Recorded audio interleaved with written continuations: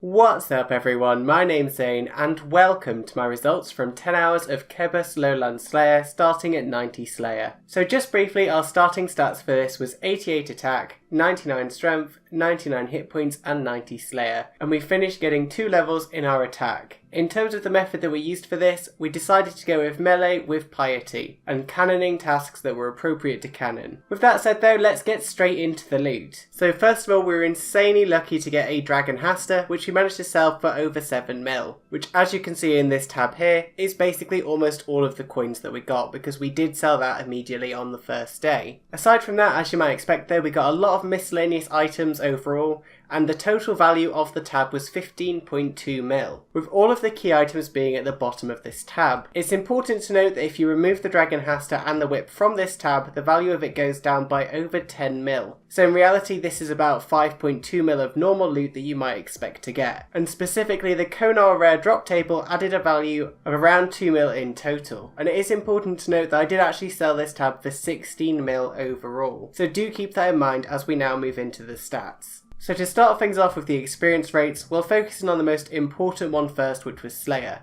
Getting 26k Slayer experience per hour may not sound too bad, but you have to consider that I'm a nearly maxed player that was using piety on every single task and a cannon whenever I could. So if anything, this rate is likely slightly higher than most people would be able to achieve normally. And so in terms of Slayer experience, the Kebus Lowlands Master actually provides slightly less experience than you'd expect if you were to use the exact same strategy I used here, but on either Neve or Duradel instead, so do just keep that in mind. It should also go without saying that this is equally dramatically less experience than you'd be able to get doing Efficient Slayer, and it would be very difficult to use this Slayer Master to actually get Efficient Slayer done because of the way that it assigns tasks to specific locations. In terms of the loot, with our insane luck, we managed to get just over 13 mil in profit overall, with a total loot of 16 mil. Keep in mind that over 10 mil of that is in lucky drops that you would not get on average in 10 hours doing this, with close to 6 mil being in normal loot, which is what you would expect to get generally in those 10 hours. But actually overall I would have got just over 300k per hour in just normal drops if I hadn't been incredibly lucky. And in terms of profitable Slayer, that really isn't very good.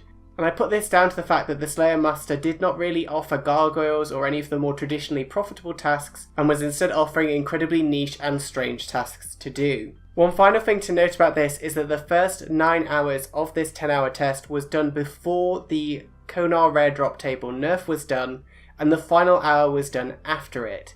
But fortunately that doesn't impact these results too much, because in the first 9 hours I didn't really get any of the drops that were changed in the loot table nerf. Finally, in terms of additional stats, we managed to do 16 tasks in total across the 10 hours. We got 15 Konar rare drop table procs, and on average we got 1 drop from the Konar rare drop table every 45 minutes or so. And it's important to stress that assuming this is close to the average you might expect, it would actually take an incredibly long time using this Slayer Master before you saw any of the more interesting rare drop table items. In terms of the method, it was quite similar to normal Slayer. It was exciting to be able to go to weird places to kill things and have completely different tasks from normal though, so it was quite refreshing. But on the flip side of that, I did notice that my experience rates dipped, especially when I did any of the more niche tasks in niche areas, and some tasks like Abyssal Demons in the Abyssal area are tasks that you basically never want to do because they're just far too troublesome. Would also just briefly mention that I got the chance to kill both worms and drakes as well.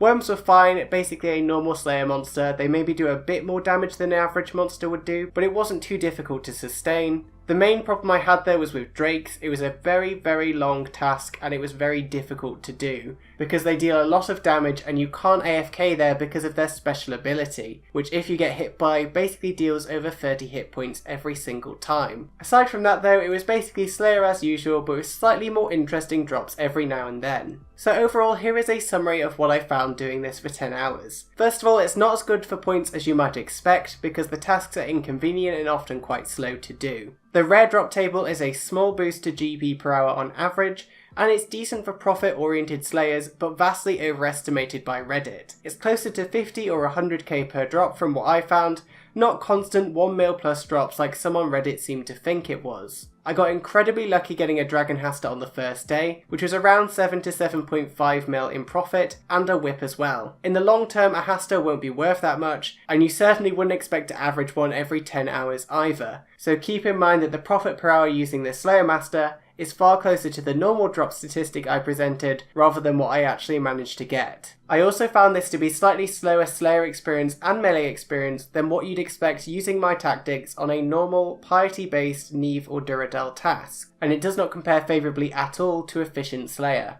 It was pretty fun to do unusual tasks in unusual areas and quite refreshing for someone like me, and it's a decent option for mid-level players who want to train up their account as well. Overall, I'd say it's a decent choice for those who like variety or fun in their Slayer tasks and don't care that much about experience, and it's decent as well for mid-level players. But it's certainly dead content already for efficiency-focused Slayers even pre the nerf, and even more so now that a nerf has been implemented to the rare drop table, which in my opinion is quite unfortunate. With all of that said though, that is it for this video, so I do hope you enjoyed and found it helpful and or interesting.